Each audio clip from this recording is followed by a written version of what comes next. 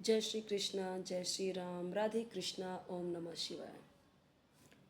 यहाँ तक हमने देख लिया था श्रीपाद रामानुजाचार्य ने सनातन शब्द की इस प्रकार की है। क्या व्याख्या किया है इन्होंने?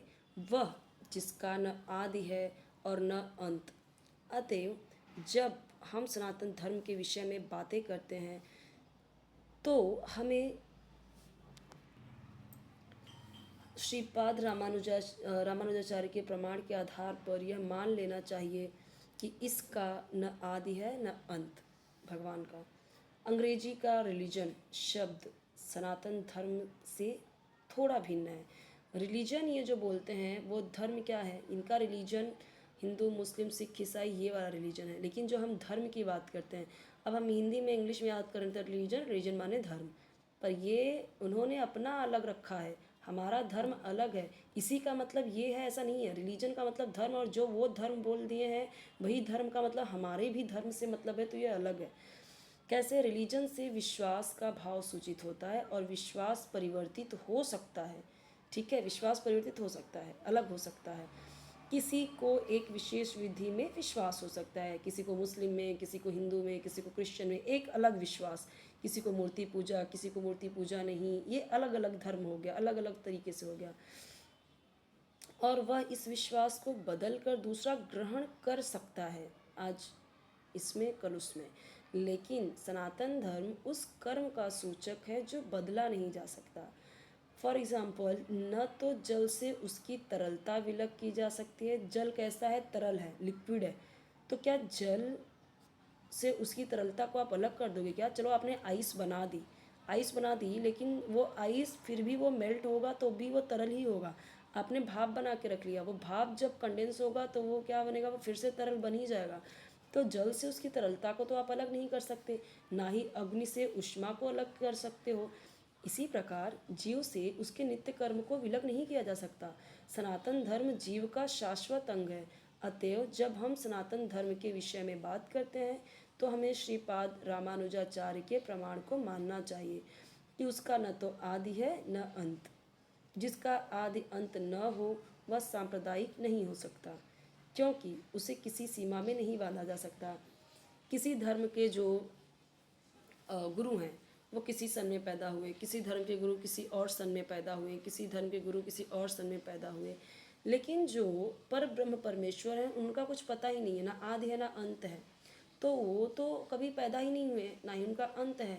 ठीक है, तो उनका कोई समय ही नहीं है। तो वो क्या है? सनातन धर्म जीव का शाश्वत अंग है।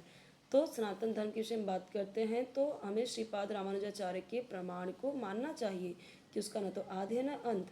जिसका आदि अंत न हो वह सांप्रदायिक नहीं हो सकता, क्योंकि उसे किसी सीमा में बांधा नहीं जा सकता। जिनका संबंध किसी संप्रदाय से होगा वे सनातन धर्म को भी सांप्रदायिक मानने की भूल करेंगे, जबकि सनातन धर्म कोई सांप्रदायिक नहीं है।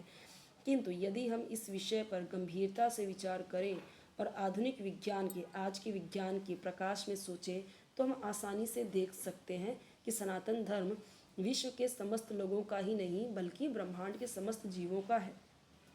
भले ही असनातन धार्मिक विश्वास का मानव जो असनातन है, जो असनातन धार्मिक विश्वास का है, वो सनातन धर्म में विश्वास नहीं रखता, तो वो क्या करेगा? इतिहास के पृष्ठों में कोई आदि हो, लेकिन सनातन धर्म के इतिहास का कोई आदि नहीं होता, क्योंकि यह जीवों के साथ शाश्वत चलता रहता है जो आदि होते हैं।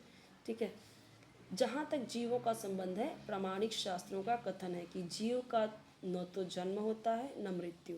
गीता में कहा गया है कि जीव न तो कभी जन्मता है न कभी मरता है, वह शाश्वत तथा अविनाशी है और इस क्षणभंगुर शरीर के नष्ट होने के बाद भी रहता है। ये क्षणभंगुर शरीर है, क्षणभंगुर यानी आज है कल नहीं है। तो ये जब शरीर नहीं है तब भी वो जीव मेरे अंदर का वो रहेगा। सनातन धर्म के स्वरूप के प्रसंग में हमें धर्म की धारणा को संस्कृत की मूल धातु से समझना होगा। धर्म का अर्थ है जो पदार्थ विशेष में सदैव रहता है, किसी चीज़ में वो हमेशा है। हम यह निष्कर्ष, यह कंक्लूजन निकालते हैं कि अग्नि के साथ ऊष्मा यानी गर्मी तथा प्रकाश सदैव रहते हैं। ऊष्मा व प्रकाश के बिना अग्नि शब्द का कोई अर्थ ही नहीं होता। इसी प्रकार हमें जीव के उस अनिवार्य अंग को ढूंढना चाहिए जो उसका चीर सहचर है। यह चीर सहचर उसका शाश्वत गुण है और यह शाश्वत गुण ही उसका नित्य धर्म है। जब सनातन गोस्वामी ने श्री चैतन्य महाप्रभु से प्रत्येक जीव के स्वरूप के विषय में जिज्ञासा की तो भगवान ने उत्तर दिया कि जीव का स्वरूप या स्वाभाविक स्थिति भगवान की सेवा करना है। हमारा क्या काम है? भगवान की सेवा। यदि हम महाप्रभु के इस कथन का विश्लेषण करें तो हम देखेंगे कि एक जीव दूसरे जीव की सेवा में निरंतर लगा हुआ है। एक जीव दूसरे जीव की सेवा कई रूपों में करता है। ऐसा करके जीव जीवन का भोग करता है। निम्न पशु मनुष्यों की सेवा करते हैं, जैसे सेवक अपने स्वामी की सेवा करता है। एक व्यक्ति अपने स्वामी ब की सेवा करता है और ब अपने स्वामी स की, यथा स अपने स्वामी द की। इस प्रकार हम क्या देख रहे हैं? एक मित्र दूसरे मित्र की, दूसरा तीसरे की वो सेवा कर रहे हैं। ठीक है, तो ऐसा वो सेवा करते रहते हैं। माता पुत्र की सेवा करती है, पत्नी पति की सेवा करती है, पति पत्नी की सेवा करता है। यदि हम इस भावना के से खोज करते चलें तो पाएंगे कि समाज में ऐसा एक भी अपवाद नहीं है जिसमें कोई जीव सेवा में ना लगा हो। एक राजनेता जनता के समक्ष अपनी सेवा करने में क्षमता का घोषणा पत्र प्रस्तुत करता है। फलतः मतदाता उसे यह सोचते हुए मत देते हैं कि वह समाज की महत्वपूर्ण सेवा करेगा। दुकानदार अपने ग्राहक की सेवा करता है, कारीगर शिल्पी पूंजीपतियों की सेवा करते हैं, पूंजीपति अपने परिवार की सेवा करता है और परिवार शाश्वत जीव की शाश्वत सेवा क्षमता से राज्य की सेवा करता है। इस प्रकार हम क्या देखते हैं कि कोई भी जीव अन्य जीव की सेवा करने से मुक्त नहीं है। इसीलिए हम यह निष्कर्ष निकाल सकते हैं कि सेवा जीव की चिर सहचरी है और सेवा करना जीव का शाश्वत धर्म है। तो जैसे आप इंसान पति पत्नी एक दूसरे की सेवा कर रहे हो, वैसे ही हम सेवा करने के लिए ही पैदा हुए हैं। तो हमें मेन किसकी सेवा करनी है? भगवान की। तथापि मनुष्य काल तथा परिस्थिति विशेष के प्रसंग में एक विशिष्ट प्रकार के विश्वास को अंगीकार कर लेता है और इस प्रकार वह अपने को हिंदू, मुस्लिम, ईसाई, बौद्ध और अलग अलग संप्रदाय को मानने वाला बताता है। यह सभी उपलब्धियां सनातन धर्म नहीं है। एक हिंदू अपना विश्वास बदलकर मुसलमान बन सकता है, या एक मुसलमान अपना विश्वास बदलकर हिंदू बन सकता है, या कोई ईसाई अपना विश्वास बदल सकता है, लेकिन सभी परिस्थितियों में धार्मिक विश्वास में परिवर्तन होने से अन्य की सेवा करने का जो शाश्वत धर्म है ना, वो प्रभावित नहीं होता। वो फिर भी सेवा करेगा ही। किसी भी धर्म में चले जाओ, किसी न किसी की सेवा करने के लिए आप हो ही। ठीक है, तो ये यहाँ पे दिया गया है। तो वस्तुतः भगवान के साथ हमारा संबंध सेवा का संबंध है। परमेश्वर परम भोक्ता हैं और हम सारे जीव उनके सेवक हैं। हम सब उनके भोग यानी सुख के लिए बने हैं। सुख कैसे मिलेगा उनको? हम उनकी सेवा करेंगे, ठीक है, उनके कीर्तन में लगेंगे, उनके नाम जप में लगेंगे, ऐसे तो हम सुखी बनते हैं जब हम उनकी सेवा करेंगे। हम किसी अन्य प्रकार से सुखी नहीं हो सकते। स्वतंत्र रूप से सुखी बन पाना संभव नहीं। जिस प्रकार शरीर का कोई भी भाग उधर से सहयोग किए बिना सुखी नहीं रह सकता, परमेश्वर की दिव्य प्रेमा भक्तिमय सेवा किए बिना जीव सुखी नहीं हो सकता। ठीक है, अब भगवद गीता में विभिन्न देवों की पूजा या सेवा करने का अनुमोदन नहीं किया गया। उसमें कहा गया है, क्या कहा गया है? कामस्तैस्तै हृतज्ञाना प्रपद्यन्ते अन्य देवता तम तम नियम मास्थाय प्रकृत्या नियता स्वया, यानी जिनकी बुद्धि भौतिक इच्छाओं द्वारा मारी गई है वे देवताओं की शरण में जाते हैं। ये देवी, वो देवता, वो देवता, और वे अपने अपने स्वभाव के अनुसार पूजा के विशेष विधानों का पालन करते हैं। यहाँ यह स्पष्ट कहा गया है कि जो काम वासना द्वारा निर्देशित होते हैं वे भगवान कृष्ण की पूजा न करके देवताओं की पूजा करते हैं। जब हम कृष्ण का नाम लेते हैं तो हम किसी सांप्रदायिक नाम का उल्लेख नहीं करते। कृष्ण का अर्थ है सर्वोच्च आनंद, और इसकी पुष्टि हुई है कि परमेश्वर समस्त आनंद के आगार हैं। हम सभी आनंद की खोज में लगे रहते हैं। ठीक है, आनंदमयो अभ्यासात, भगवान की ही भांति जीव चेतना से पूर्ण है और सुख की खोज में रहते हैं। भगवान तो नित्य सुखी हैं और यदि जीव उनकी संगति करते हैं, उनके साथ सहयोग करते हैं तो वे भी सुखी बन जाते हैं। ठीक है, अब ये यहाँ तक हमारा हो गया। तो यहाँ पे देखिए जिन्होंने ये इनके बारे में दिया गया है, ये आप देख सकते हैं जो कृष्ण कृपा मूर्ति हैं, और यहाँ पे दिए गए हैं ये सब जो गुरु महाराज हैं। ये सब पिक्चर आपने देखा होगा। इस कलयुग में जो लोग पर्याप्त बुद्धिमान हैं वे भगवान की उनके पार्षदों सहित संकीर्तन यज्ञ द्वारा पूजा करेंगे। वो इस तरह से पूजा पाठ करेंगे। इस तरीके से संजय धृतराष्ट्र ने कहा, हे संजय, धर्म भूमि कुरुक्षेत्र में युद्ध की इच्छा से एकत्र हुए मेरे तथा पांडु के पुत्रों ने क्या किया। ये सब चित्र दिखाए गए हैं।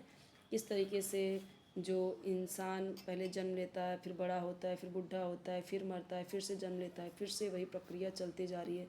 कैसे जीव नया कपड़ा बदल रहा है, इस तरीके से चेंज कर रहा है। यहाँ पे ये दिया भी गया है कि किस प्रकार मनुष्य पुराने वस्त्रों का त्याग कर नए वस्त्र धारण करता है, उसी प्रकार आत्मा पुराने तथा व्यर्थ के शरीर को त्याग कर नवीन भौतिक शरीर धारण करता है। अभी हमारे 5 इंद्रियां दिखाई गई हैं और 5 इंद्रियां किस तरीके से प्रत्येक व्यक्ति इस भौतिक शरीर रूपी रथ पर आरूढ़ है। यानी ये जो हमारी इंद्रियां हैं और इसी पे हम जो जीव हैं उस पे हम बैठे हुए हैं। ठीक है, मन क्या है, ये जो मन है ये लगाम पकड़े हुए है। ठीक है, मन लगाम है और इंद्रियां घोड़े हैं। इस प्रकार मन तथा इंद्रियों की संगति से आत्मा सुख या दुख का भोगता है। ये जो आत्मा है हमारी, तो ये हमारा मन है और ये हमारी इंद्रियां हैं। संसार के सारे भौतिक कार्यकलाप प्रकृति के 3 गुणों के अधीन संपन्न होते हैं। यद्यपि 3 गुण यहाँ पे दिए गए हैं, देखो यहाँ पे 3 गुण, ये 3 गुण हैं हमारे। ठीक है, तो सारे भौतिक कार्यकलाप प्रकृति के 3 गुणों के अधीन होते हैं, संपन्न होते हैं। यद्यपि प्रकृति के 3 गुण परमेश्वर कृष्ण से उद्भूत हैं, इनसे ही निकले हैं ये 3 गुण। ठीक है, फिर भी भगवान कृष्ण उनके अधीन नहीं होते। अब भगवान इनके अधीन नहीं है, इनके अधीन ये सब हैं, पर भगवान उनके अधीन नहीं है। भले से वो निकले हैं भगवान में से। और जो निपट मूर्ख हैं, जो मनुष्य अधम में है, जैसे यहाँ मार दिया। ठीक है, यहाँ पे हम देख रहे हैं किस तरीके से ये यहाँ पे ये सारी चीज़ें आप देख सकते हो।